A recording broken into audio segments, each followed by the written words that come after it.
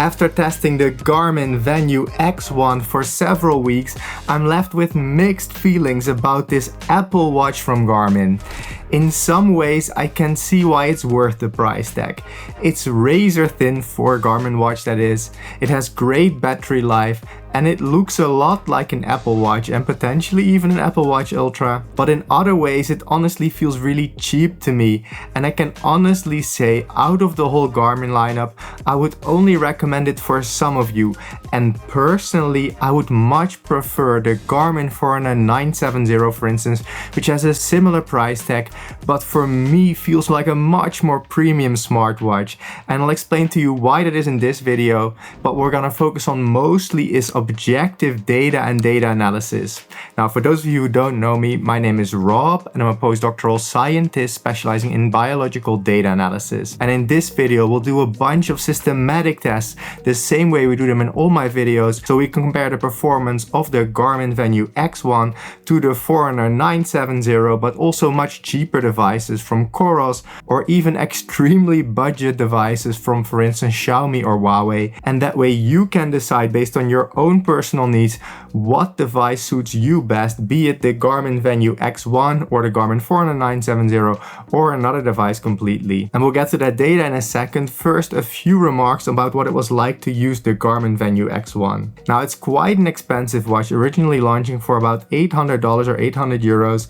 You can find it a bit cheaper now, but for the price, it somehow felt cheap to me. Part of that has to do with sort of the OS on the device. It uses the same type of OS you find also, for instance, in the Vivo Active 6, a much cheaper device from Garmin. On the other hand, if I look at the interface of the Forerunner series, so the Forerunner 970, for instance, this just feels much more premium. Somehow it feels very dated on this device, so the X1. I was really negatively surprised by that type of experience and just the operating system feeling kind of old, or at least feeling like it's from the cheaper side of Garmin, even though this is one of the most expensive devices you can get from Garmin. Second, just looking at it, the bezels just don't seem exactly equal on all sides. I didn't measure it yet, I'll do that here with some B-roll. However, just visually looking at it, the bezels on the top seem bigger than those on the sides, for instance.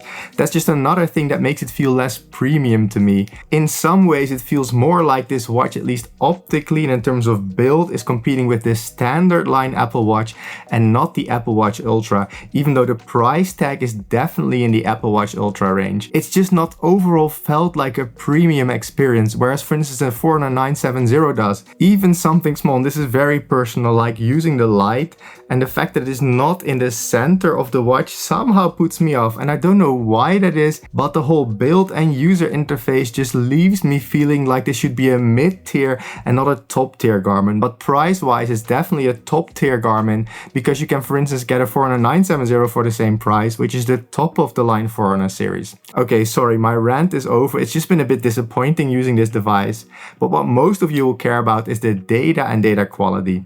And one thing that the Venu X1 is going for it is that it's very flat and thin, making it fit very snug on my wrist, giving the sensor the best opportunity to perform well. So let's take a look at the heart rate tracking performance, which I tested during indoor cycling, outdoor cycling, running and weightlifting. So let's get to it and let's head over to my studio. And while we're walking down there, let me tell you how I actually test these kind of devices. So I use a reference device, which is an ECG chest strap, and compare the heart rate tracking of the Garmin device, in this case the Venu X1, to that reference device. Now, ECG chest straps are generally the most reliable way of measuring your heart rate. They use the electrical activity of the heart and not the blood flow changes on the wrist. So there have been scientific papers showing that this is a super reliable way of measuring it. So we're using that as a reference and using some computer magic then to compare it to the heart rate measurements of the Venu X1. So let's get to it. And as always, we're starting with the easiest exercise for a device to track: indoor cycling. Now, this is easy because there's not so much movement and also not that much tension on my arm, where each dot is a single heart rate measurement with the reference device along the horizontal axis and the Venu X1 along the vertical axis. And if the two would perfectly agree, all points should be on this blue line right here. And for indoor cycling, it honestly looks really good. There's a few points here below the blue line indicating that in a few instances the Venu X1 detected a too low heart rate, but the correlation is still pretty decent at 0.96. Now this correlation value cannot be higher than 1, so 0.96 is pretty good. But let's now take a look at some of those individual sessions to see why sometimes the Venu X1 detected a too low heart rate. Now I did a total of 4 spinning sessions, and this is the first one out of the 4. And this looks quite good. Only during this first break between the first 2 intervals, you can see that the reference device detected a lower heart rate than the Venu X1. It wasn't fully able to detect that dip in my heart rate, but otherwise it looks really good. This second one was a lot better. It lost my heart rate for a little bit here in the beginning, but otherwise looking really good. Third one is also mostly spot on, but it struggled again during this first break in between my intervals. And the same is true here for this last example right here. Now I think this might be because my heart rate drops quite a lot. So I have a relatively low resting heart rate, and I always stop for a little bit shortly after a first interval, and then my heart rate just drops back to baseline because I'm not cycling at all. And maybe a device like the Venu X1 isn't expecting this, so it's programmed not to give that a high probability, and maybe that's why it's not detecting it. That's just a hypothesis. This is what I observe. Overall, this is definitely good enough, though there are a few devices that don't have these minor deviations, so let's take a look at those. So in this overview right here, you can see how the Garmin Venu X1, marked in red right here, compares to the competition. And it's actually doing pretty okay. So that correlation value we were using before is along the horizontal axis, and on the vertical axis I ordered the watches from worst to best based on that correlation value. So the further to the right and the higher the device is, the better is its agreement with the reference device. And the Garmin Venu X1 is sort of in the second, third tier of devices, I would say. So like in the upper middle class. But every device above 0.95 correlation, I would judge as good enough for tracking your heart rate during indoor cycling. And that definitely includes the Venu X1. But let's zoom in a bit so we can read those labels better. And that's this view right here. So these are just the watches with a correlation of 0.9 or higher. And you can see that out of all Garmin devices, the Garmin Venu X1 is actually doing quite well. It's even doing a little bit better, at least on me, than the Garmin 40970, which is right here. Though I think that difference is negligible. This could be by chance because I just do a few rides for each. I think all newer and lighter Garmin watches are likely in this area right here if they have that newest sensor. However, that being said, the Venu X1 does have the advantage of being very snug on my wrist. It both has that nice flat surface, but in addition it has a Velcro strap that allows me to fit it perfectly to my wrist. And something like the 40970 doesn't have that. You could of course buy it, but it's not the default strap, so that could also explain the difference. Overall though, both in my opinion are good enough. Now they're not the absolute best. Apple Watches, the Pixel Watch 3 and different Huawei devices are doing better, but overall I'm quite happy with this. However, what is a harder exercise and that we can also see in the results right here is running outside. So this is a similar overview to before, but now specifically for running. And we can already see that the correlation is quite a bit lower now at 0.86. And that's because there's quite a few points below the blue line now, especially right here. There's this cloud of points below it, indicating that for a while, the Garmin Venu X1 detected a too low heart rate. And I suspect this was one interval or so where it struggled. But let's take a look at those individual runs to see what's going on here. Now, during this first run, actually, we don't see many issues. I did some small intervals and the Garmin Venu X1 was able to mostly detect my heart rate accurately. It only struggled a little bit here in the beginning, but I would be perfectly fine with this result. This second session is where we have the issue. So I did a few intervals where I more or less was running at the same pace. I had a slight speed up here near the end, and that's where the Garmin Venu X1 all of a sudden detected a drop in my heart rate, whereas I had again an increase in my heart rate. So I suspect this might be cadence lock, where I was running at a frequency of 120, though that would actually be quite low. I'm actually not positive that's what it is, but we can see that for this whole segment right here detected a too low heart rate. So that's really not that great. I mean, it can happen sometimes, but there are devices that don't have these major issues. And then this final run right here looks quite okay again, though here in the beginning it struggled a little bit. But this I could forgive if it was still calibrating. However, this second session is really not that great, and it's not what I'm used to from Garmin. So if you want to, you can write it off as a fluke result because it just happened one time. but it does point potentially towards some minor issues. But given that Garmin does put the same sensor in all their more premium smartwatches, I am somehow willing to write it off as a potential fluke, because overall for this first run and also this third run it actually looks quite okay. But we can again compare this correlation value to that of many other devices out there, and that's displayed in this overview right here, where again we want the devices to be as far to the top right. And here the Garmin Venu X1 is really not that high, but let's zoom in a little bit at least so we can read the labels better. So we have the Venu X1 right here, and it's actually not that far from the Forerunner 965, but the Forerunner 970 actually did quite well in my testing, and so did for instance the Forerunner 165. Now the Forerunner 165 does have an older generation sensor, I believe, but the Forerunner 970 should have the same sensor as the Venu X1. So I'm really not sure why there's this big difference. Honestly, that correlation drop of the X1 is just because of this one moment mostly. So if we write that up as a fluke, then it would be a lot higher. So you have to decide together with me, do we count this as a major fault of the X1, or was it just a single fluke and we shouldn't be that heavy with the judgment? But now that we're talking, if you want to support this channel, you can do that in various ways, because I do need some help in paying my editor Alex and buying all these devices. I buy most Garmin devices myself. So for instance, recently I bought the Forerunner 970, 570, Venu X1 and Vivo Active 6. So all those combined did add up to a hefty sum of money. Now, if you want to support the channel, one direct way of doing that is by becoming a channel member, which would also have given you early access to this video today and also to future videos.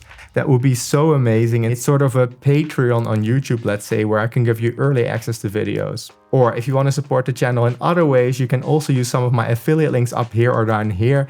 If you buy anything at all on Amazon, if you then first click on my affiliate link, it doesn't cost you any extra, but I get a small commission. Or given that we're talking about running, if you're looking to level up your running and getting personalized running plans and a running coach, I recommend the Runner app. I use it personally for all my runs, given that I'm more a cyclist by training than a runner, and I have no idea how to make running plans, and I want to train first for a 5K, then 10K, then half marathon, and then hopefully marathon. So if you have any of those plans, even if it's just a 5K or a full marathon, the Runner app can help you. And you can use my affiliate link up here or down here to get the best deal possible with a 2-week free trial. And finally, for all of you that have subscribed already, thank you so much. You can also help me by just subscribing, liking and commenting.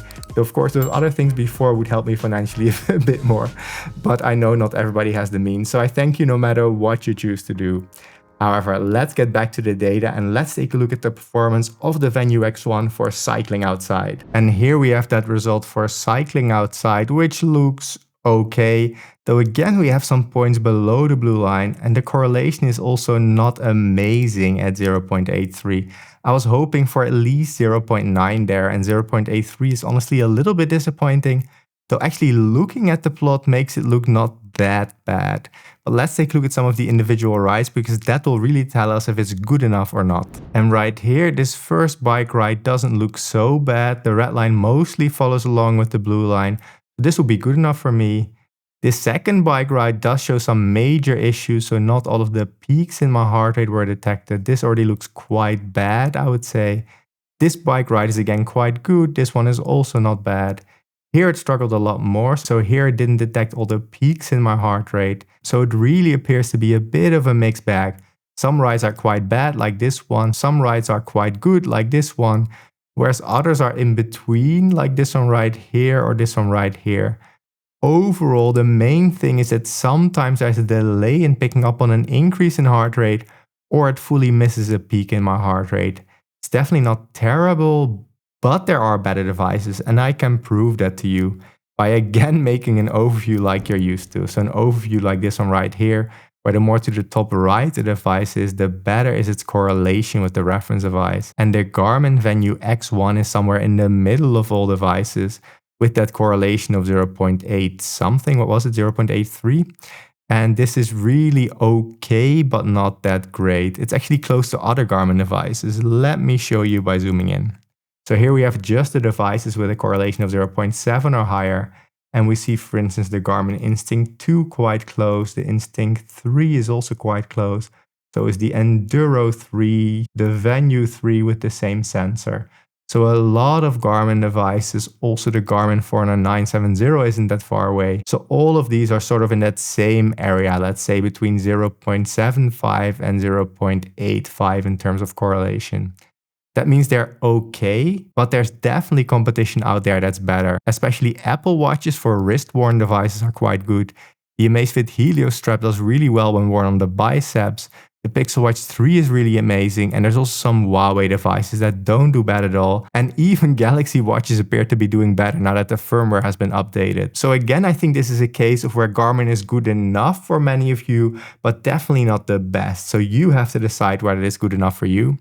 But let's now look at the final exercise, weightlifting, which I don't have high hopes for, but let's take a look. And in this overview for weightlifting, we see sort of what I expected to see, with a lot of points below the blue line, and especially in the higher heart rate range are most points below the blue line. That just means, like we've seen for many smartwatches, that the moment I start to do a set of exercises and there's a lot of tension on my wrist, the sensor of any Garmin device really just cannot deal with that increased tension and will just misread my heart rate.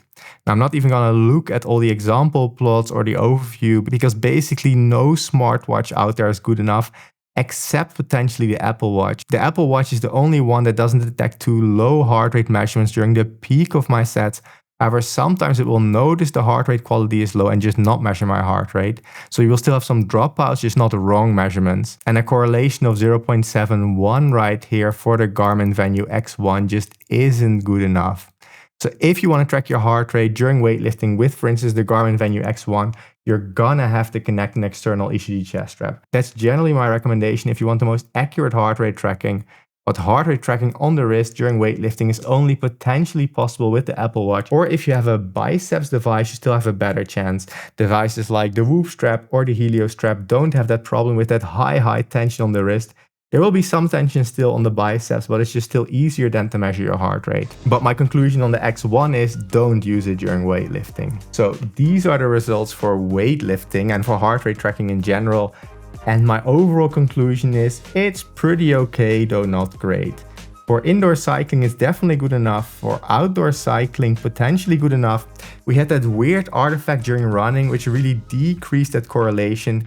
But it's hard to say if that one artifact will repeat itself if I would do like 40 runs. I expect that the performance is actually a bit better than that correlation suggested. It's just not the best heart rate tracker out there. Still, for instance, the Apple Watch or the Pixel Watch 3 will do better than the Garmin Venu X1 if not connected to an external heart rate monitor. If you connect it to an external ECG heart rate monitor, then of course the X1 is amazing, but any device that could connect to it would be amazing. But smartwatches, and especially more health-focused smartwatches like I think the Venu X1, aren't just about heart rate tracking. Health tracking is also quite important, and one aspect of that is sleep stage tracking. So let's see how good the Venu X1 is at sleep stage tracking. And the way we'll do that is by comparing it to the Z Max EEG headband, which was specifically designed for sleep stage tracking and which can actually measure my brainwaves during the night. And I feed that EEG data into an algorithm that calculates the sleep stages for me. So let's compare those measurements to the measurements of the Venu X1 to see how accurate the deep sleep, light sleep, and REM sleep measurements are. Now, regular viewers will be familiar with this overview, so let me just give you a 10-second explanation. On the top right here are the sleep stages as measured by the reference device. On the left are the sleep stages of the Venu X1, and each column is normalized to 100%, meaning that we can see what percentage of each of the sleep stages according to the reference device was detected as a sleep stage by the Venu X1. So for instance, right here in this first column, we can see that 72% of what the reference device said was deep sleep was also detected as deep sleep by the Venu X1. So that's pretty good. Light sleep has a similar agreement, also around 70%. However, REM sleep agreement is really bad. Only about 38% of what the reference device said was REM sleep was also detected as REM sleep by the Venu X1. And honestly, we've seen this for many Garmin devices. They're just not very good at REM sleep detection. Now, why is this, and why is this the same for all Garmin devices? Basically, any device from the same manufacturer will use the same sleep stage tracking algorithm. And that will in the end lead to very similar results. because the raw measurements of things like heart rate and movement during the night will be more or less the same for any device. Because measuring things like heart rate during the night is just so much easier than during exercise. So most modern devices will be able to accurately track heart rate during the night. So most devices from the same manufacturer will have the same input data to the algorithm. And because that algorithm is so hard to develop, so to translate things like heart rate, movement, heart rate variability to sleep stages, developing that algorithm is just so expensive that they just port the same algorithm to all their devices. You'll get the same performance. So whether you have a Garmin Vivo Active 6, which is quite cheap, or the Garmin Fenix 8, which is really expensive, you'll get the same sleep stage tracking performance. And the same is also true for this relatively expensive Venu X1. You'll get the same sleep stage tracking performance as you get for the cheaper Vivo Active 6, and both are honestly not amazing. Garmin has been using the same algorithm for quite a while. I think they got it from, what was it called, First Beat? I think they bought that company, I think, at some point. And from what I understand, they still use the same algorithm, and it's just not the best algorithm out there. I hope that at some point they will develop a new algorithm and they will get to the level of other devices like Aura, Sleep or Apple, but they're just not there yet. Let me actually show you what the best devices out there are and how the Venu X1 compares to those. And in this overview right here, you can see the performance of many devices that I've tested in the past. With along the horizontal axis, the average agreement over the individual sleep stages, and along the vertical axis, the agreement of the worst sleep stage. That basically means the further to the top right the device is, the better is its agreement with the reference device, where all devices labeled in green were tested against the Z-Max EG headband, so the one we used in this video. And we can find the Garmin Venu X1 right here, so it's in the middle of all devices, and very close to many other recently tested Garmin devices like the Vivo Active 5, the Enduro 3, we also have the Forerunner 970, the Vivo Active 6, Instinct 3, a lot of Garmin devices are all right here, and like I said, that's because they're using the exact same sleep stage tracking algorithm. And if I have only a few nights, there will be some variations. Some will do a bit better, like the Fenix 8 and Venu 3. Some will do a bit worse compared to the average for all Garmin devices, like for instance the Instinct 3 right here. However, all of them are in this middle area right here. So that means there are worse devices out there. Also, some old testing I did on Garmin devices was worse. So I don't know if they used different sleep tracking back then on these devices right here. However, all modern Garmin smartwatches are here in this area. And that also means that there's a few devices that are the best ones out there. I already listed a few of them: Sleep, Apple and Aura. Also the Nuco app is quite good. So those are the first best devices. And in the second tier of devices, we have different Fitbit and Google devices, including the Pixel Watch and all Fitbit lineup. So Fitbit is owned by Google, so this also uses the same sleep stage tracking in the whole lineup. And there's also the Whoop strap, which is in the second tier of devices. So those 6 sort of brands are the best. And potentially now with my new testing of the Galaxy watches, they could also be second tier, but I still need more data to confirm that. But getting back to the 4 best ones, if you really care about sleep stage tracking, at least based on my testing, I would recommend an Apple Watch or an Aura Ring. So Apple Watches can only be used on iOS. On the other hand, the Aura Ring can of course be used on both Apple and Android products. And the same is true for the Sleep Pod. It can also be used on both ecosystems. Now the Sleep Pod is sort of a special case. It's not a smartwatch that you wear in your body, but it's something you put around your mattress that, in addition to being a great sleep stage tracker, can also track your heart rate variability, all those things without wearing anything on your body. And it does it for both sides of the bed independently. And what it also does for both sides of the bed independently is heating and cooling. And that's just the most amazing feature of any device I have. It's the device I personally use every day for sleep improvement, because I'm just such a hot sleeper and have trouble getting to the right temperature in bed. And by actively cooling the bed down a little bit, both the blanket and the surface of the bed, I can get to that perfect temperature and actually fall asleep on those hot summer days. It's been a game changer for my sleep, but it is very expensive. However, if you still decide to get it, if you can really afford it and you want the best discount possible, so to make it a little bit more affordable, you can use my affiliate link up here or down here, and you'll be supporting the channel at the same time while getting the best discount possible. But as I said, only get it if you can really afford it. If you're purely interested in sleep stage tracking, then it's quite expensive for that. If your budget is really low, then a Fitbit device might already be good enough for you. So you can get an old Fitbit like a Fitbit Charge 4, for instance, and you'll get the same sleep stage tracking as the latest Pixel Watch. Now the Pixel Watch 3 of course has the added benefit of having amazing heart rate tracking, but if it's just sleep stage tracking you're interested in, Fitbit devices can pretty robustly track your sleep stages, though they tend to break down a lot. So I cannot guarantee it won't break down on you at some point. But okay, that's the sleep stage tracking. You're pretty well informed now about the performance of the Venu X1 and Garmin devices in general. But what about the GPS tracking performance? Is that any good? Now there's one important thing I have to say here before moving on to the GPS tracking. And that's that the Garmin Venu X1 does have all systems in terms of options for GPS tracking, but it doesn't have multiband or basically dual frequency GPS. So potentially the GPS tracking performance isn't quite as good as you get, for instance, with the Garmin Forerunner 970, which came out around the same time, has the same or at least a similar price tag, but the 970 has better potential in terms of GPS tracking accuracy than the Venu X1. Now in general, Garmin has some of the best GPS trackers out there, and even on some other models that don't have the multiband, you still get amazing GPS tracking. But I'm curious to see how much the performance of the Garmin Venu X1 will drop in terms of GPS tracking compared to something like a Forerunner 970, which was released at around the same time for around the same price. Again, one reason why I would honestly choose the Garmin Forerunner 970. But as I said before in a video, the proof in the pudding is in the eating. So let's see how good the GPS tracking performance of the Venu X1 is. And the way we'll test the GPS tracking performance is by cycling the exact same route several times. And if the signal quality is very good, the signals should overlap well. And if they don't, it's very likely that the GPS tracking performance is not very good. And the rides we'll look at is me cycling to work 4 times and also cycling back from work 4 times. And the green markers indicate the moment that the GPS tracking signal was acquired. And I generally start my ride on the corner right here, at least for these 3 rides I did. And the signal is acquired fast, which is good. However, it wasn't very accurately here on the corner, which already indicates to me that if I compare these results to the results of the Forerunner 970, that this is definitely already a bit worse.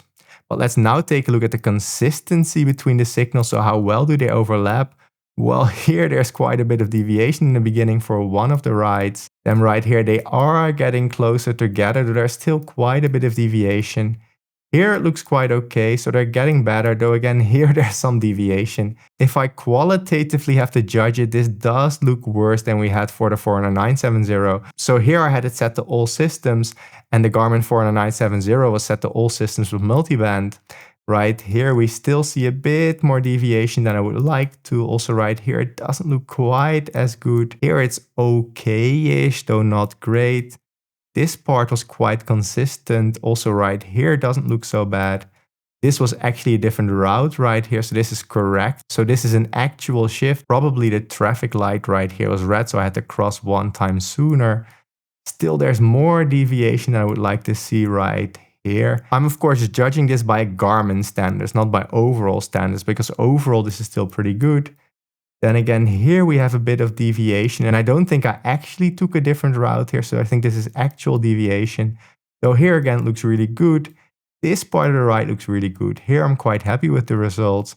Also this looks good, so maybe as time went on it improved a little bit. Also right here it looks quite good. Though again here we have a bit more deviation, and here we're already near the end. So this looks okay. It would be generally good enough, and I think for most of you this would be good enough performance. I just subjectively feel I still have to quantify this in some way, but just looking at it, it looks worse than what I recently saw for the Garmin Forerunner 970. However, let's also look at 4 times I cycled back from work. And here we have those results for 4 times I cycled back from work. Again, this signal was acquired almost instantly and reasonably accurately. So twice I started from this area, twice from this area, so that's quite good. And if we look at the consistency between the signals, it's again okay, though not amazing right here. Bit more deviation than I would like to see. Also right here some deviation. Here it's also not great. It's all okay. In terms of Garmin level, this feels more like a cheaper Garmin device and not an expensive Garmin device. It's all quite okay. This looks quite good, honestly. Here we again have some deviation. And here we also have more deviation than I would like to. Like I said, it's not bad and it's good enough for most people out there. It's just the price tag. I don't really like that this expensive Garmin device doesn't have the best GPS tracking I've seen from those more expensive Garmin devices. So that was a lot of data on the Garmin Venu X1. What do you guys think? Are you happy with this kind of performance, or would you hope for more from Garmin? I was honestly hoping for a bit more. Already my subjective experience wasn't great. I felt like some things could have felt better, like the OS on the watch. I don't know if OS is the right word in this case, but the user interface that they use is more along the line of what I get on my Vivo Active 6. And I just like the interface of my Forerunner 570 and 970 better. It just feels more premium. The kind of interface we get now feels more like it's from the 2010s or so. And the one that's on the Forerunner 970 actually feels more premium. And then in addition to that, we don't get better or worse heart rate tracking, I would say, than the Forerunner 970. It's more or less in the same region. So there it's on par with that other device. The sleep stage tracking is also the same, and the GPS tracking actually appears to be a bit worse. Now overall, this is definitely not a bad device. Sorry, I had to sit down for a second. What I wanted to say is overall, it's definitely not a bad device. And if I would just receive it as a gift or so, I would be super content with it. However, the price tag just feels wrong to me, given the user experience, the way it looks, and honestly also the way it performs. If I got myself a Garmin Forerunner 570, which is a lot cheaper, I would honestly have a better experience than I had with the Garmin Venu X1. Now part of this is of course also personal. However, the overall performance of something like the Forerunner 570 is at least as good, at least for my use cases, as the Venu X1. And I'll release a review on the Forerunner 570 soon, and it might already be out there by the time you're watching this video. That doesn't mean I would definitely recommend against getting the Venu X1, because for some of you it might still be the best choice. If you want a square device and if you love the Garmin ecosystem, then it's definitely the best Garmin device you can get at the moment, and you won't be that disappointed with the experience, especially if you're really keen on getting a square device. Overall, it's nice and thin, so that's really amazing. It feels good on the wrist. I just don't like the way the interface looks, and the GPS tracking performance just isn't as good as I would like. But overall, I do like the Garmin ecosystem. I use Garmin devices for all my activities. I don't use it for sleep tracking, but I use it for all the sports that I do. I also have several Garmin power meters. I have a Garmin cycling computer. I really love that whole ecosystem that they've developed. I just wouldn't get this particular watch. But like I said, if you're interested in an Apple Watch looking device from Garmin and you don't mind spending quite a bit of money, then it's not a bad choice. It's just not the best choice in my opinion. But enough said, if you do end up wanting to buy the Garmin Venu X1, the Garmin Forerunner 970, 570, a Whoop strap, an Aura ring, an 8 sleep pod, another device, or anything at all on Amazon for that matter, even something as small as toilet paper, you want to support the channel and at the same time probably get the best deal possible, you can use some of my affiliate links down here and I would be very grateful. Now, given that you watched this whole video on the Garmin Venu X1, check out this video on the Garmin Forerunner 970 or this video on the best sleep stage trackers out there.